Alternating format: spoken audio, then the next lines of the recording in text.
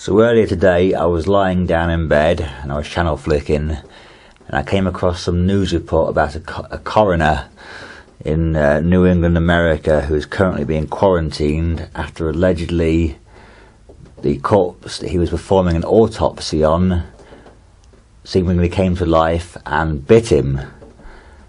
Now, obviously geeks and nerds of the world are rejoicing, saying it's finally happening, but most people are remaining kind of sceptical about that thing. Either it's a hoax or it's simply media outlets exaggerating the news story for the sake of entertainment. And personally I think it's probably the latter. Okay, so I don't know if it's just a case of people being out for attention or whatnot, but I'm just reading on the BBC News website that a couple from Devon who were out walking in a park ran to a police station claiming they were being chased by a corpse. BBC website says more updates to follow as this story develops, but it does seem kind of a little vague to me. Maybe it's just a couple who are trying to seek attention. I'm sure we'll find out in good time.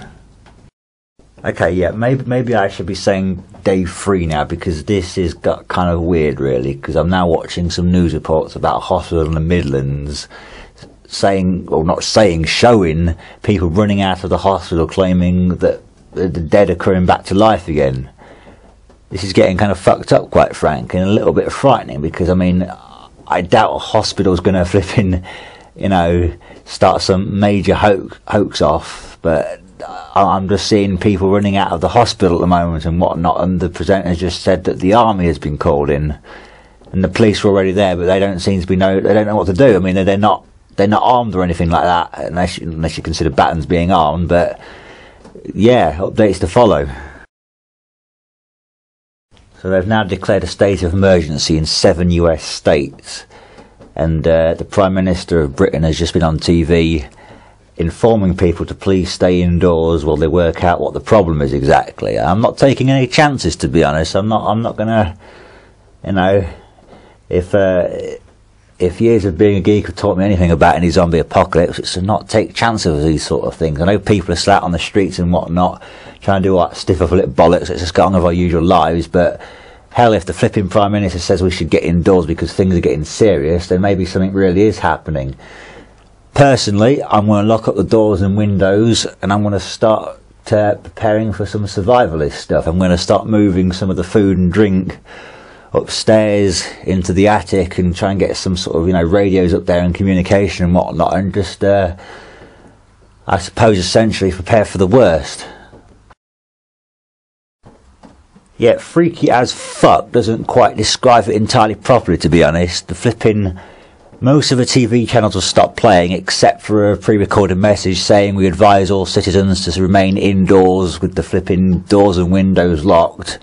And it's the same with the radio stations, and there aren't any presenters on either at the moment. It's just a pre-recorded message, so don't really know what to do exactly. I'm kind of tempted to, I don't know, almost go and maybe visit the neighbours, but I don't want to leave the house. I don't sound like a coward, but frankly I'm too damn scared. I don't know what's going on. This is really fucking freaky.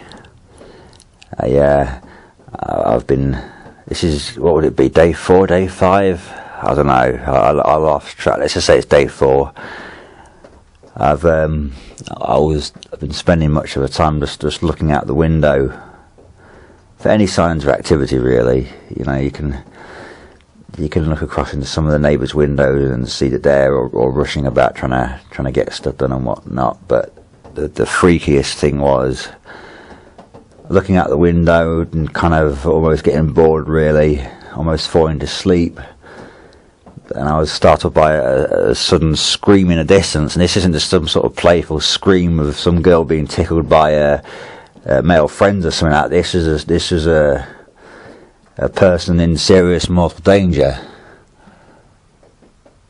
And no, I didn't go out to check and see if this person was okay. And I can't work out whether that makes me a coward or being smart for looking after my own arse.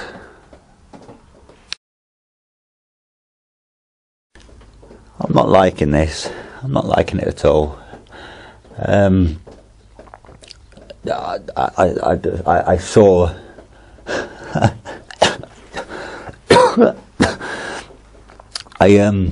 excuse me, I saw the corpse of an old woman just standing in the middle of the street, just staring into space. I don't know. Fuck.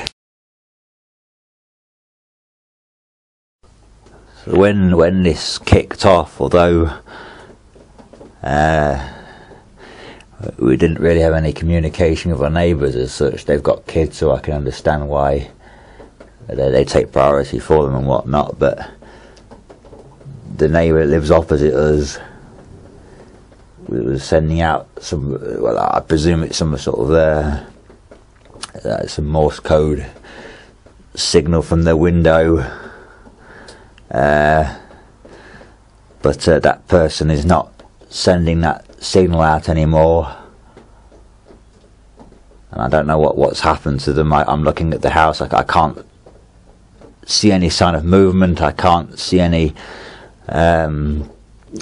broken windows or forced entry or anything like that, but I'm feeling pretty damn lonely right about now.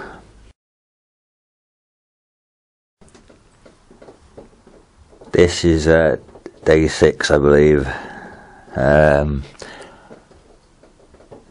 I'm almost too scared to come out of the attic now, because I heard some knocking on the window. I don't know what attracted them here.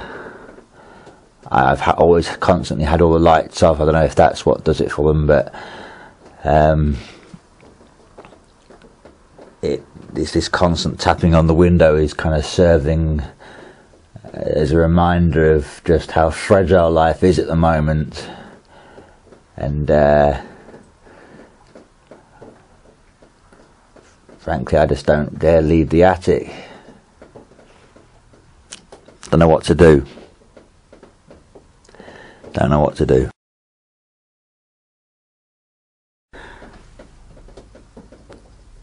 Day 10 or 11 or 12, who the fuck knows. I've been in this attic for so long. I'm beginning to run out of food.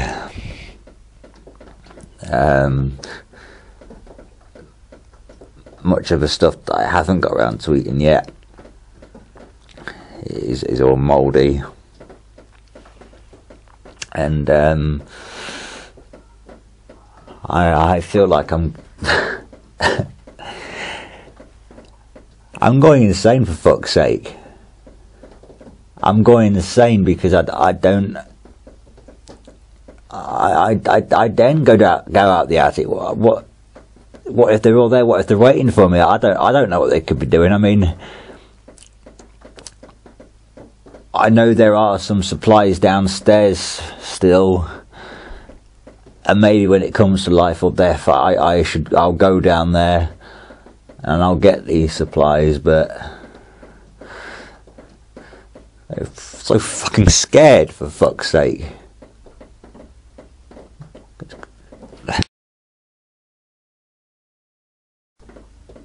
Day 15 probably, who knows.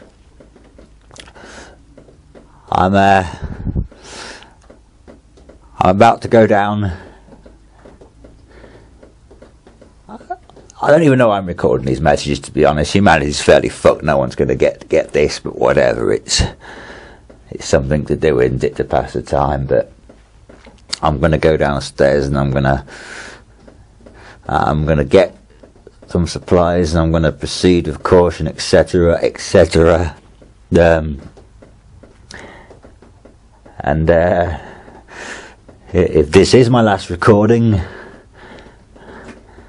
well, I can only hope that somehow humanity recovers from this, because there has to be someone out there with a plan.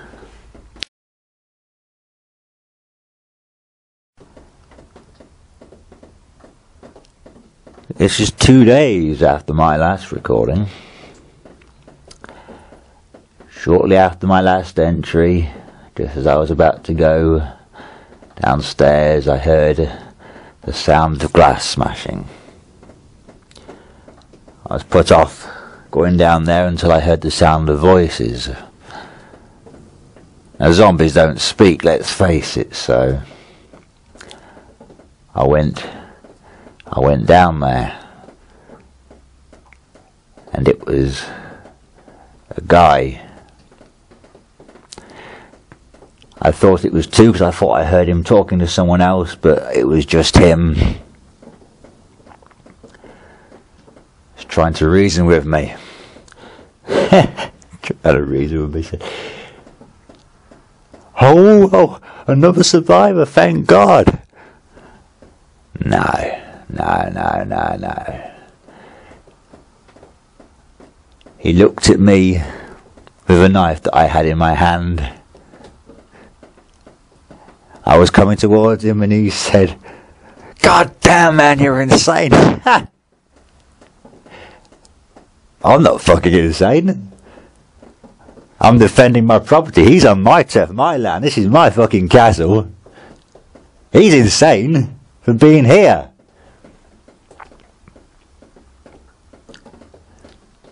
So I stabbed him.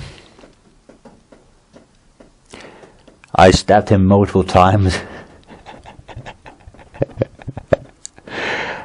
He's not going back to life, that's for fucking sure.